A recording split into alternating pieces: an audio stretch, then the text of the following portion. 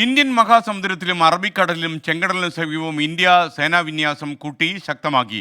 മാലാദ്വീപ് പ്രശ്നത്തോടെ ഇന്ത്യയും ചൈനയും തമ്മിൽ മത്സരമെന്നാണ് അന്താരാഷ്ട്ര മാധ്യമങ്ങൾ റിപ്പോർട്ട് ചെയ്യുന്നത്. പി ജെയിംസ് ഈ പ്രശ്നം പരിശോധിക്കാൻ നമുക്കൊപ്പം വീണ്ടും ചേരുന്നു. P James, welcome back to morning show. പറയൂ. ഈ ഇന്ത്യയും ചൈനയും തമ്മിൽ ഇന്ത്യൻ മഹാസമുദ്രത്തിൽ നിലനിൽക്കുന്ന മത്സരം അതീവ സങ്കീർണമായിട്ട് തുടരുകയാണ്. ഒപ്പം തന്നെ ചെങ്കടലിൽ, അതുപോലെ തന്നെ സൊമാലിയ കടൽ കൊള്ളക്കാരുടെ ആ തീരങ്ങളിൽ, അറബിക്കടലിൽ എല്ലായിടത്തും വലിയ രീതിയിൽ യുദ്ധസന്നാഹങ്ങൾ പോലെ തന്നെ യുദ്ധക്കപ്പലുകൾ നിരത്തിയിരിക്കുകയാണ് ഇന്ത്യ. ഇപ്പോൾ ഇന്ത്യയുടെ ഏറ്റവും ശക്തമായിട്ടുള്ള 12 യുദ്ധക്കപ്പലുകളാണ് അറബിക്കടലിൽ, ചെങ്കടലിന് സമീപം, അതുപോലെ തന്നെ സൊമാലിയൻ കടൽ തീരത്ത് ഇന്ത്യൻ മഹാസമുദ്രത്തിലായിട്ട് അണിനിരത്തിയിട്ടുള്ളത്. ഇതിന് പുറമെ ഡെഡ്ലി ആയിട്ടുള്ള യുദ്ധവിമാനങ്ങൾ, ഡ്രോണുകൾ ഒക്കെ എടുത്തിരിക്കുന്നു.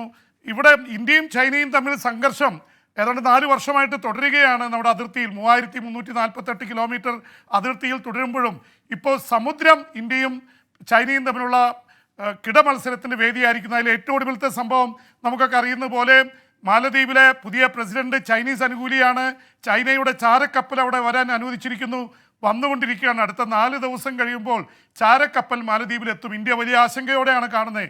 കാരണം ഇത് ശരിക്കും ചാരക്കപ്പൽ തന്നെയാണ്. ഇന്ത്യയുടെ രഹസ്യങ്ങൾ, പ്രത്യേകിച്ച് നമ്മുടെ ആണവ നിലയങ്ങൾ, നമ്മുടെ സ്പേസ് ടെക്നോളജിയൊക്കെ സംബന്ധിച്ച മേഖലകളിൽ നിന്ന് ഇത് ചോർത്താൻ സാധിക്കുമെന്നുള്ളത് തന്നെയാണ് ഇന്ത്യയെ ആകുലപ്പെടുത്തുന്നത്. ഇന്ത്യ മാലദ്വീപുമായിട്ടുള്ള ബന്ധം ഒന്നിനു പുറകെ ഒന്നായിട്ട് കട്ട് ചെയ്യുകയാണ്. ഏറ്റവും ലേറ്റസ്റ്റ് ആയിട്ട് വന്നിരിക്കുന്നത്, കഴിഞ്ഞ വർഷം ഏറ്റവും കൂടുതൽ വിനോദസഞ്ചാരികൾ മാലദ്വീപിലെത്തിയത് ഇന്ത്യയിൽ നിന്നാണ്. ഇപ്പോൾ അത് 5ാം സ്ഥാനത്തേക്ക് ഇന്ത്യയുടെ വിനോദസഞ്ചാരികളുടെ യാത്ര കുറച്ചിരിക്കുന്നു. 1ാം സ്ഥാനത്ത് റഷ്യ, 2ാം സ്ഥാനത്ത് ഇറ്റലി, 3ാം സ്ഥാനത്ത് ചൈന. ഇങ്ങനെയാണ് അവസ്ഥ. 5ാം സ്ഥാനത്താണ്. അപ്പോൾ ഇന്ത്യയും മാലദ്വീപുമായിട്ടുള്ള പ്രശ്നം ഈ ചൈനയെ അനുവദിക്കുന്നതിൻ്റെ പേരിൽ കൂടിയാണ്. എന്തായാലും ചൈനയും ഇന്ത്യയും തമ്മിലുള്ള കിടമത്സരത്തിൻ്റെ ഭാഗമായിട്ടാണ് ഈ സമുദ്രത്തിൽ ഇത്രയും വലിയ സന്നാഹം ഇന്ത്യ ഇറക്കിയിരിക്കുന്നത്. അതിന് കാരണങ്ങളുണ്ട്. ചെങ്കടലിൽ ഹൂതികൾക്കെതിരെയുള്ള പോരാട്ടത്തിൻ്റെ ഭാഗമാണ് 3 കപ്പലുകൾ ഇന്ത്യ രക്ഷിച്ചു. സൊമാലിയൻ കടൽ കൊള്ളക്കാരിൽ നിന്ന് 2 കപ്പലുകൾ രക്ഷിച്ചു. ഇന്ത്യ ഒരു ആഗോള ശക്തി ആയിട്ട്, പ്രത്യേകിച്ച് കടലിലെ ആധിപത്യം ഒരു ആഗോള ശക്തിയുടെ ആധിപത്യം കൂടിയായിട്ട് അറിയപ്പെടുന്ന കാലഘട്ടത്തിൽ ഇന്ത്യയുടെ ഒരു മസിൽ പെരുപ്പിച്ച് കാണിക്കുന്ന രീതിയിലേക്ക് ഇന്ത്യ മാറിയിരിക്കുന്നു. ചൈന ഇത് ഇന്ത്യൻ മഹാസമുദ്രത്തിൽ കാണിക്കുകയും അതിന് വിരുദ്ധമായിട്ട് ഇന്ത്യ പോരാട്ടത്തിലേക്ക് പോവുകയും ചെയ്യുന്ന റിപ്പോർട്ടുകളാണ് വരുന്നത്. ജെയിംസ്, നോർത്ത് കൊറിയയിൽ നിന്നുള്ള ഒരു വാർത്ത വരുന്നു. അവിടെ 4ാം തവണ ഒരാഴ്ചക്കുള്ളിൽ ഈ മിസൈൽ പരീക്ഷണം നടത്തിയെന്ന രീതിയിൽ വാർത്ത വരുന്നു. മാത്രമല്ല, സൈന്യത്തോട് യുദ്ധത്തിൽ ഒരുങ്ങിക്കൊള്ളാനും അവിടുത്തെ അദ്ദേഹം പറഞ്ഞതായിട്ട് വിവരങ്ങൾ വരുന്നല്ലോ. ഇതിപ്പോൾ യുക്രൈൻ യുദ്ധം 2 വർഷം തികയാണ്. ഫെബ്രുവരി 24-ന് ഇസ്രായേൽ ഹമാസ് യുദ്ധം 7-ാം തീയതി 4 മാസം തികയുന്നു. ഇതാ ഈ കൊറിയൻ തീരം കൂടി സംഘർഷ മേഖലയാവുന്നു. 4ാം തവണയാണ് കഴിഞ്ഞ ഒരാഴ്ചക്കുള്ളിൽ. ഇതുപോലെ നോർത്ത് കൊറിയ അടുത്തൊന്നും അങ്ങനെ ചെയ്തിട്ടില്ല. 4ാം തവണ ക്രൂയിസ് മിസൈൽ പ്രയോഗിച്ചിരിക്കുന്നു. അന്തർവാഹിനിയിൽ നിന്ന് പരീക്ഷണം നടത്തിയിരിക്കുന്നു. എന്ന് മാത്രമല്ല, കിം ജോങ് ഉൻ അവിടുത്തെ നാവൽ സെൻറ്ററിൽ പോയിട്ട് നാവികസേനയോട് പറഞ്ഞത് യുദ്ധത്തിന് തയ്യാറായിക്കൊള്ളൂ എന്നാണ്. ദക്ഷിണ കൊറിയയ്ക്കെതിരെ ഇപ്പോൾ വലിയ രീതിയിലുള്ള സംഘർഷം നടന്നുകൊണ്ടിരിക്കുകയാണ്.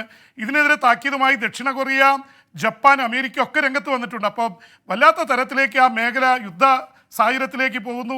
ആയുധ കച്ചവടക്കാർക്ക്, ദശലക്ഷക്കണക്കിന് കോടികൾ ഇറക്കുന്ന ആയുധ കച്ചവടക്കാർക്ക് നല്ല വാർത്തയാണ്. പക്ഷേ മനുഷ്യരെ സംബന്ധിച്ചിടത്തോളം വല്ലാതെ വിഷമിപ്പിക്കുന്ന തരത്തിലുള്ള വാർത്തയായിട്ടാണ് അത് പോകുന്നത്.